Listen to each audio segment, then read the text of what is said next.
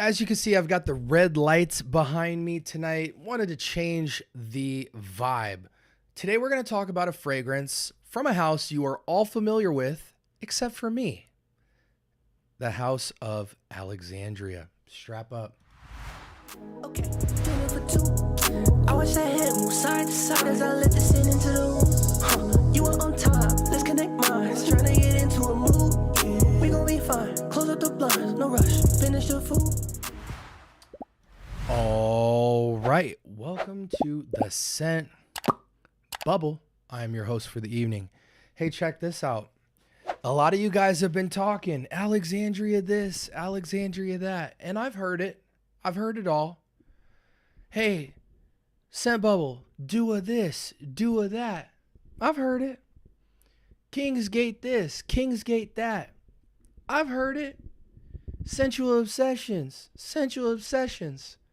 Guys, I've heard it all.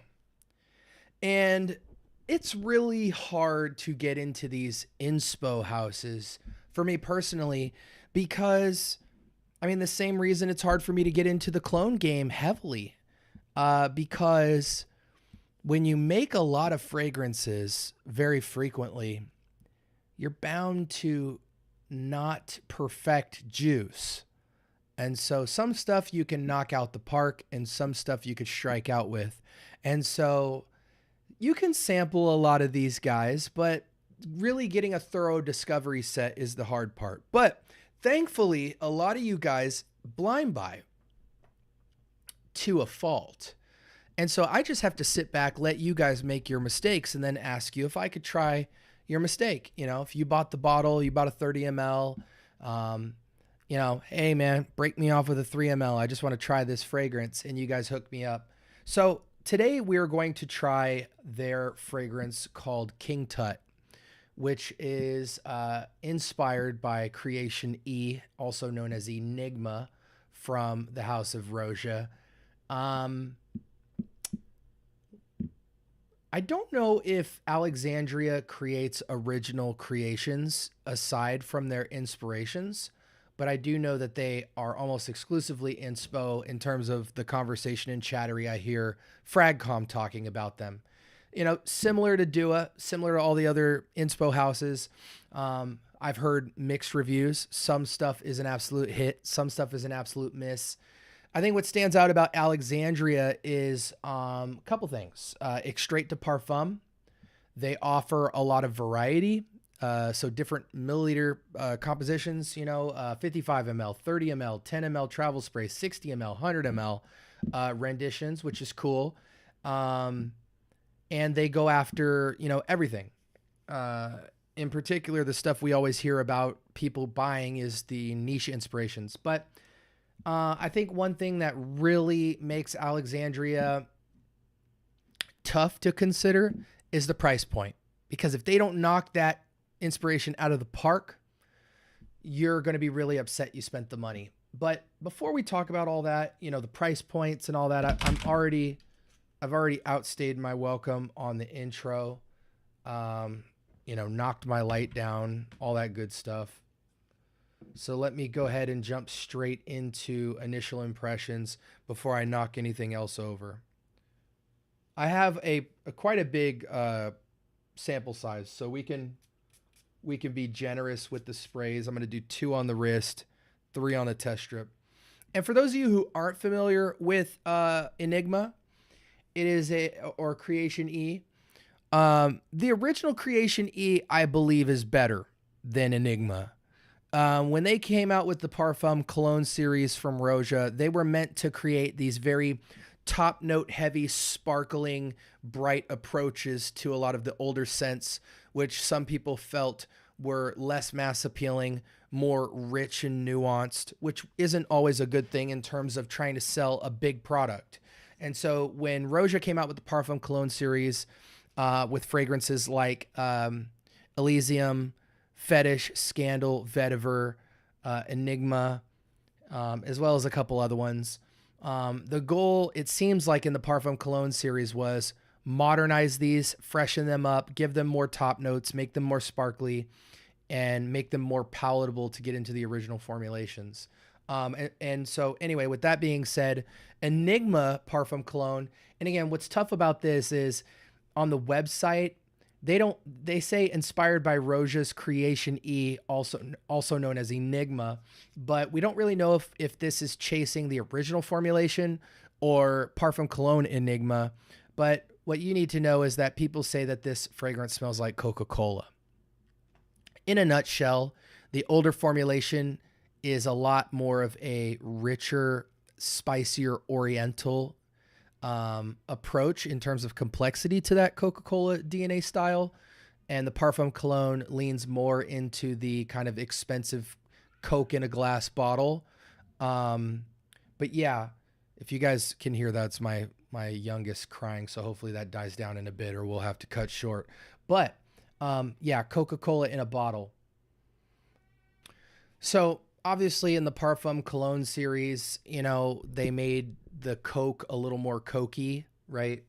And in the older formulations, they have more of a Dangers approach where it's kind of this, I don't know if it's so much as woody as just a spicy, more oriental nuance to it. I've sprayed this and let this dry down now, and so we can get into it. But basically a Coca-Cola style fragrance. And there are a few, Tonka Cola, Ambar Dominicano. There's quite a few fragrances out there that feature a note of Coca-Cola. And some people love it and some absolutely hate it, you know. On the test strip, it's very juvenile. It's very, it is Coca-Cola-ish, but the only thing cool about Coca-Cola being in a fragrance is if you can do something that somebody wasn't expecting. If you just give them Coke. I mean, guys, is that really what we're doing here in 2026? I want to smell like Coke. Well, I want to smell like Sprite. How about that? You know, like, come on. That's, even for young people, that's just kind of odd. You know, I want to smell like Rice Krispies. No, you don't. Yeah, it's very almost medicinal on this test strip.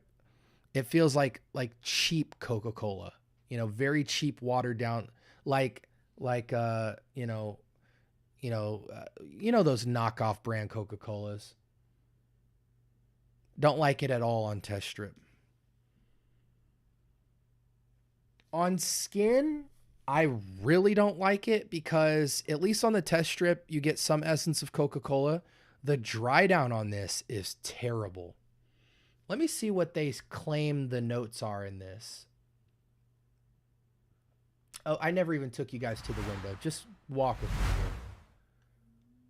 Do we get any notes? King Tut is made with the highest quality ingredients. I doubt that here. Can we get some notes?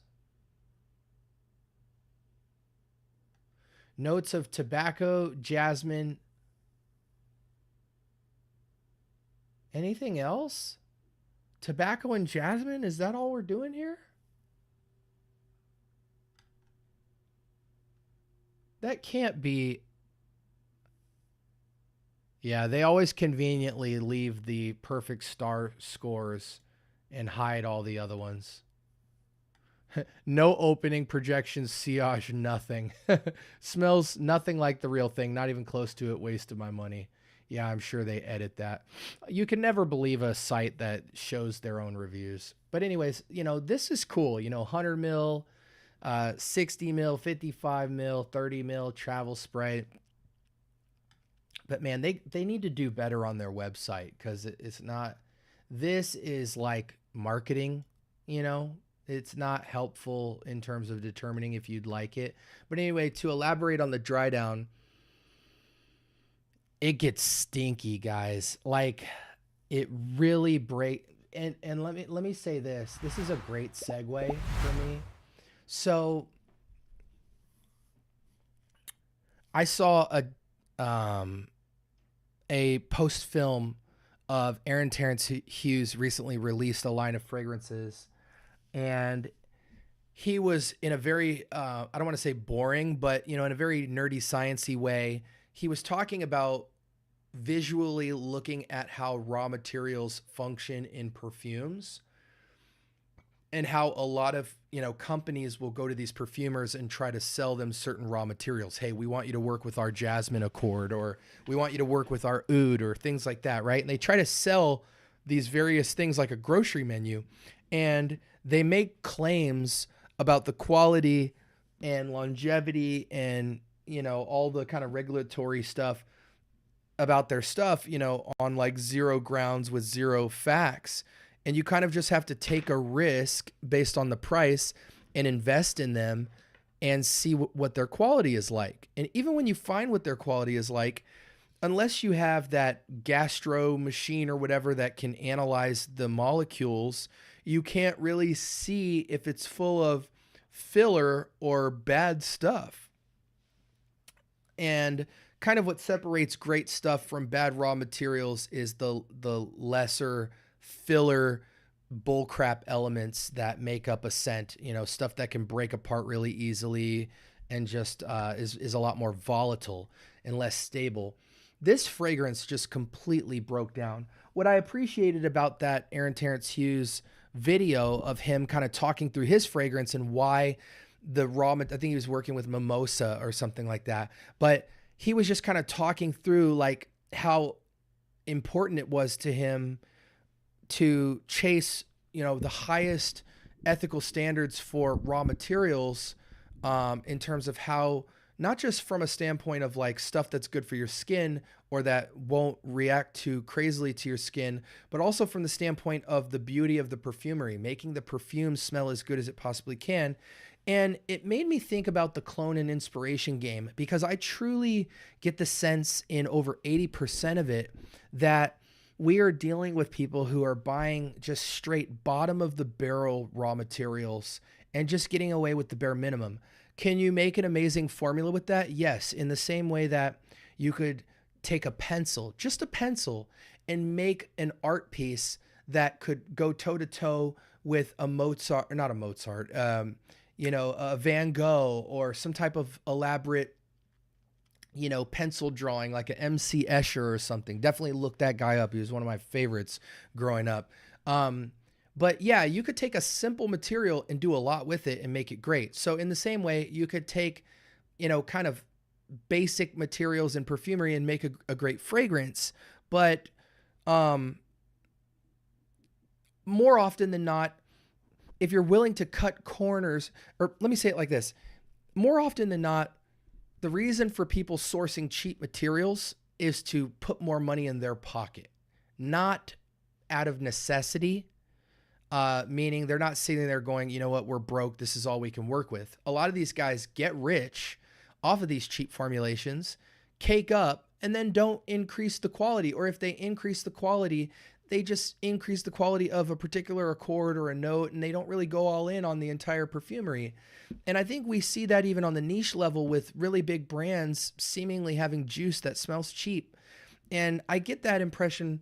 I say all that to say you really should support who is doing it right the most consistently and is the most vocal and transparent about their process, no matter if they're cheaps, designers, niche, independent niche, whatever. We got crooks on every side of the spectrum. We got people who aren't in it for the art on every side of the spectrum. And then we have honest, sincere people on all sides of the spectrum. Everything needs to be evaluated. Transparent and honesty is going to win at the end of the day. Now, I say all that to segue to this point. This fragrance sucks. It's cheap. It's trash. It's nothing close to Creation-E. It's probably closest to Enigma. You get the tiniest bit of Coke smell, Coca-Cola that is, but it fades quickly and transitions quickly. And on skin, it just utterly falls apart. It feels like there's a lot of filler in there that has nothing to do with the original fragrance. I'm not even going to break down, how it's missing the spices and it's missing the depth and the richness and the quality. This literally smells like a faint memory of a watered down Coca-Cola that almost somebody poured, soot and soil into the bottle and then poured that onto the concrete, and you're smelling it 4 days later. This is truly terrible stuff. If Alexandria has hits and misses, this is a total miss. I wouldn't even recommend that you put your nose to it. It sucks. It's utter trash. Now, if you want to get into a Coca-Cola scent, I believe there's kind of a holy trinity of 3 that you should familiarize yourself with first. Number 1, which is the most juvenile, is going to be Tonka Cola from Mancera. You can get it around $100, 125 ml or 120 ml. Then you can get into Enigma from Roja Parfum Cologne, which you can get anywhere between $110 to $150. And that smells pretty darn good. I think the highest rendition of this for me personally is Ambar Dominicana, which is the most mature. So if I would put it like this, if you're under 25, consider Tonka Cola or Parfum Cologne Enigma by Roja, because you're going to get them for the same price, and it's just a matter of how juvenile or mature you want it. If you're 25 and up, you should just consider Enigma or Ambar Dominicana. And if you're above 30 to 35 years old and you want the most richest, most mature rendition of it, where it's not all about the Coke, but it kind of celebrates the Coke a little bit, Ambar Dominicana from Day 3, no question, smokes the boots off most of these. In fact, I think Enigma and Creation-E can really only go toe-to-toe with Ambar Dominicana in its old formulations, true Creation-E, not Enigma Parfum Cologne. Now we're talking about 2 things that can compete with each other. But at that point, Tonka Cola is so far still back at the bus stop. The train has already kept going. I don't recommend this at all. I can't even rate it. It's rateless. You shouldn't even put your nose to it. It's cheap. It's synthetic. It's bad synthetic. It's unstable. And I really think you won't have a good time with this at all. When it comes to chasing something like Coca-Cola, you really should have the highest ingredient authenticity as possible, because it's already a note that people would kind of say like, well, why would I want to smell like that again? So you got to really create wow factor. And I think having good raw materials is the foundation of building upon that scent profile to really wow people. I've seen it done really special, and I gave you guys some recommendations. We're not going to go through seasons, who it's for. No one should wear this fragrance. That's my final thoughts. Again, this was Alexandria's King Tut, inspired by Roja's Creation-E, also known as Enigma currently. Absolute dud. And you know what? On the spray test, it is. Oh, brother, this guy stinks! If you disagree with me, take it up with your mama or in the chat below or in the comment section below. Have a blessed week. Love you guys.